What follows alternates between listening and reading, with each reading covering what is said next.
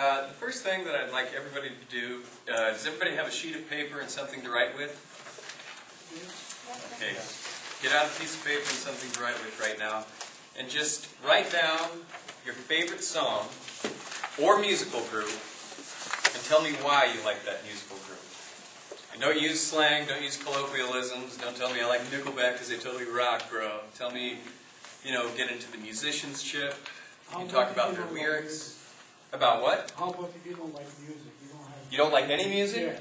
So You never listen to music? No, I do, but I don't have a favorite. So Oh, you don't have a favorite. Well, do you have one that you like? the name of the music or the name of the group? It could be a type of music, if there's a type of music that you like the most. Okay. Just some kind of music that you like and justify it. 2, 3 reasons is good. And when you're finished, if somebody wants to share that with us, just raise your hand.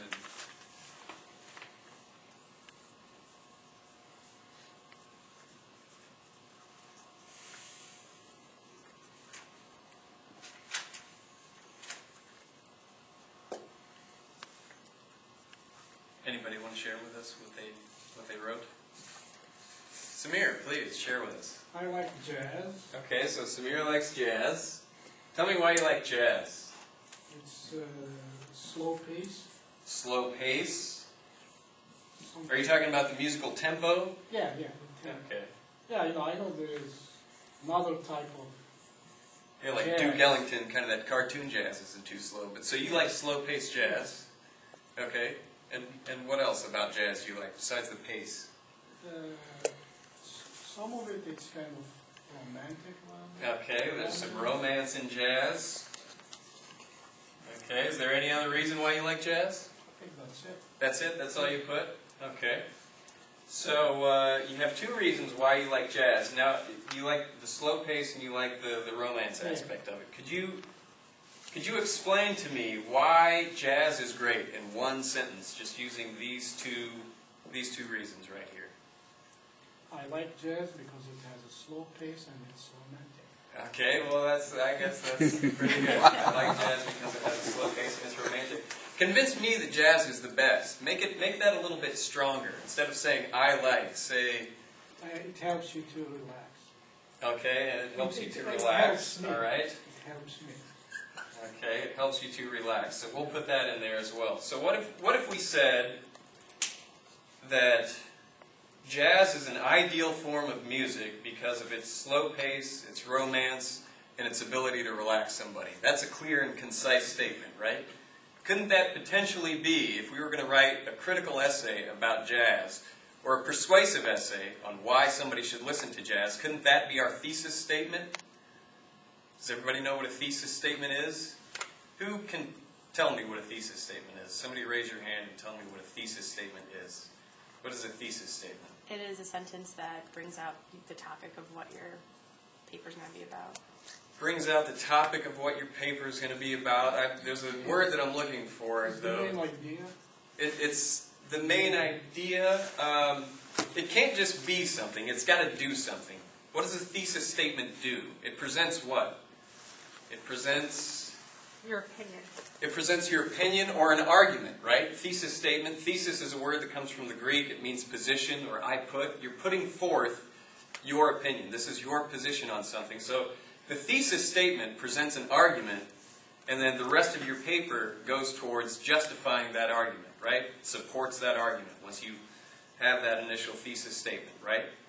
So today we're going to try to develop a thesis statement just using a primary source. And what do I mean when I say a primary source? Does anybody know what I mean by a primary source?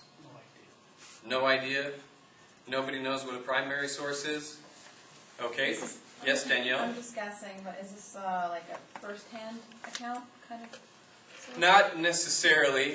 For example, Samir he's talking about jazz in his thesis statement. So his primary source is jazz. He's not going to go and get any articles about jazz.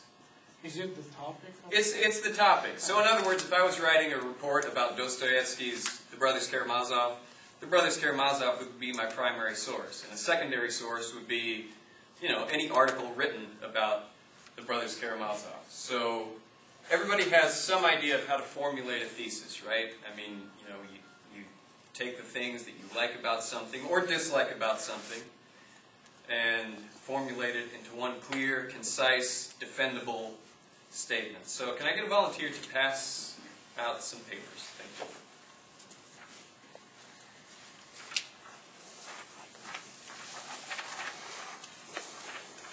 All right, and Andrea is coming around with a list of titles which hopefully will be familiar to you.